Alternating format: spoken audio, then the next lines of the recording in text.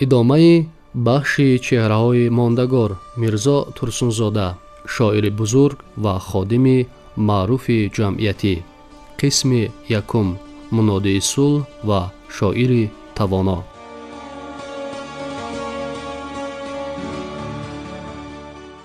اصلاً آرزوی فرزندان بزرگ ملت چون میرزا ترسونزاده نیز آبادی و شکوفایی وطن، پابرجا بودن صلح و امنیت در سراسر دنیا بود. متاسفانه صلح و امنیت جهان که میرزا ترسونزاده برای آن تلاش‌های زیاد کرده بود، حالا باز در زیر خطر است. قضیه افغانستان که زیاده از 20 سال ادامه دارد، امنیتی نه فقط کشورهای منطقه بلکه جهان را خللدار می‌کند. بعد فاجعه 11 سپتامبر سال 2001 وقتی که در نتیجه ضربه تروریسم بین الخلقی در شتات‌های متحده آمریکا هزاران نفر آدمان قربان شدند، جامعه جهانی روشن و واضح درک کرد که بحران افغانستان نه تنها به امنیت تاجیکستان و منطقه بلکه به تمام جهان تهدید می‌کند.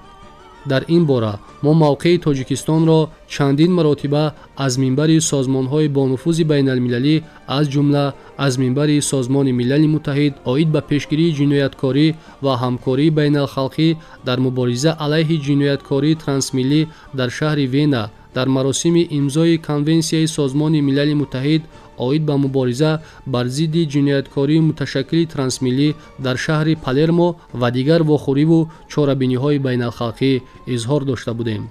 گذشته از این ما دایر به تشکیل منطقه امنیت در اطراف افغانستان پیشنهاد مشخص داشتیم. مقصد یگانه ما از این همه پیشنهادات این بود که توجه جامعه جهانی به مسئله ضرورت متحد نمودن امکانیت‌ها در بابت حل آسایشته قضیه افغانستان، پیشگیری قاچاق مواد مخدر و اندیشیدن تدبیرها بر ضد فعالیت تروریستی در منطقه و جهان حل کرده شود. ولی بسیاری‌ها مقیاس خطر و امکانیت واقعی تروریسم را نادیده گرفتند. اکنون که جامعه جهان دهشت عمل زشت تروریستان را در وجود خود احساس کرد، باید تدبیرهای اندیشیده شوند که من بعد به تأمین امنیت جهانیان مساعدت نمایند. واقعاً رفت زندگی و دامن پهن نمودن تروریسم بین الخلقی امروز اکثر کل کشورهای جهان را وادار نمود که محض همین راه و روش را پیش گیرند. باید گفت که در چنین شرایط شعر صلح پرور میرزا ترسونزاده هم آهنگی مجرای حیات است و امروز هم خیلی زمانوی صدا می دهد. وابسته به این می خواهم بگویم که ادیبان و تمام زیاییان باید از زندگی نامه استاد میرزا ترسونزاده سبق گیرند. در حیات موقع فعال شهروندی را اشغال نمایند.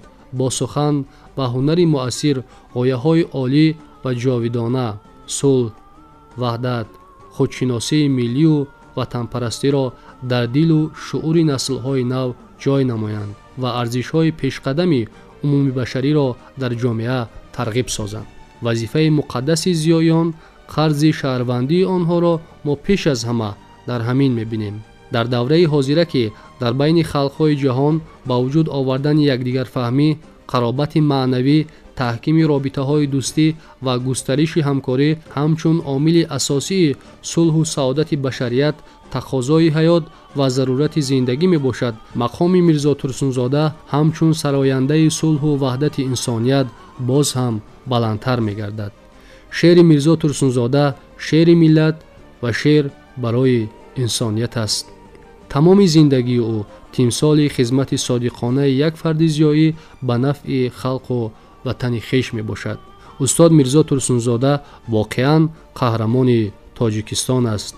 مهر او در آشیان بلندترین دل خلق معوا گرفته است و خلق خاطره نیک فرزند محبوب خویش را تا ابد حفظ خواهد کرد.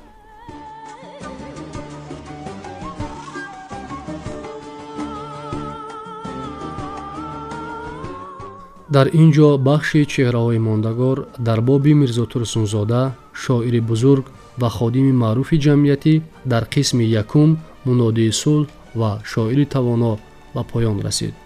شما را در نشرهای دیگر به ادامه روزگار، آثار و کارنامه میرزا ترسونزاده، منادی صلح و شاعر توانا شناس خواهیم کرد.